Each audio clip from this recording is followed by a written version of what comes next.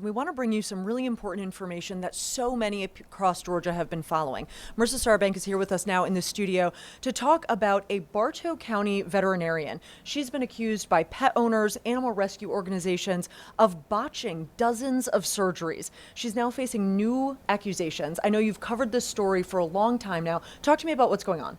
Yeah, Caitlin, so pretty extensively we covered this back in August, and we had looked into it. At that point, we were hearing that people had started to file with the Secretary of State's office regarding her veterinary license, but back last year, we didn't find out that anything was done. At this point, we do know an investigation has been opened on this veterinarian. We've received new complaints, which is why we continue to follow this, into our newsroom. Specifically, one woman that I spoke with says back in February, she brought her cat in to get a neuter surgery, and she ended up leaving with a very injured cat. Take a listen. Oh. And as soon as the cat comes out, his whole back end is just covered in blood. Haley McDaniel says her experience at Bartow County Animal Control for a routine neuter surgery for her cat was nothing short of a nightmare. When you leave him for 8 hours in it with no cone, no calming meds, no anything, and has access to lick himself, and he's just running across the sharp edges of the plastic, he developed hematomas and ripped them open. Now she's left with an emergency vet bill as well. The whole thing was scary. No one likes seeing their pet just covered in blood. He's the only thing I have to take care of. Haley's story isn't atypical. 11 Alive started investigating Dr. Angela Wright back in August 2025 after 10 complaints from the community came into our newsroom. Pet owners and rescue nonprofits shared similar stories and photos appearing to show animals left with infections following spay and neuter surgeries and ripped surgical stitches. In some cases, the animal died.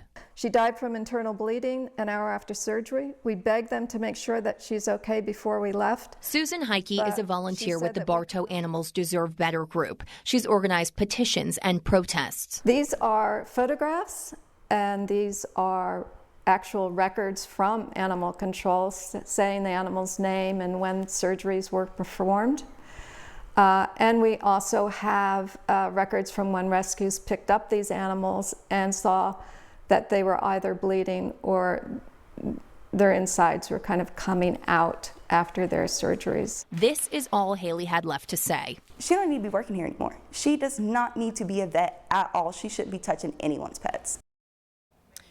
And Caitlin, I just want to reiterate, we have also gone to Bartow County Animal Control a couple of times. We went back in August of last year, and we went again yesterday to try and get somebody on camera to address these allegations. We were denied the on-camera interview. I also reached out to the county commissioner who oversees this department. We did not hear back from their office either yet, so we're still waiting to hear back. I know that's so frustrating when there's so many animal owners who are saying this is a real problem here, and then you can't get an answer from the county. When you're talking to animal owners, rescue groups, what are they telling you about what they hear from the county or the veterinarian?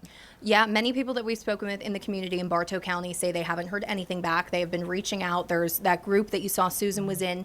They organize petitions and they have had protests pretty much monthly to try and get something done about how the way that Bartow County Animal Control is handled.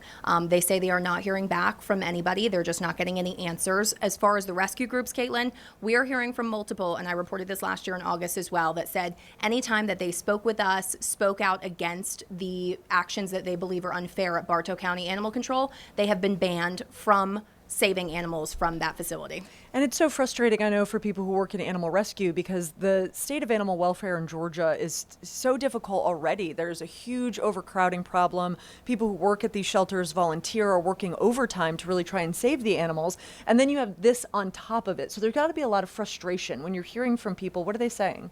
People are frustrated, exactly that. They, as we know, many people value their pets and consider them like family. So it's difficult to see these images come out and just to hear these stories. So hopefully, we're hoping that Haley's cat has a recovery on this, but I do know some of the rescues that I've spoken with and some of the individual people have shared with us that pets have not made it after this surgery. Oh my gosh, that is just heartbreaking. You've been covering this for a long time. You've done 3 stories now on this.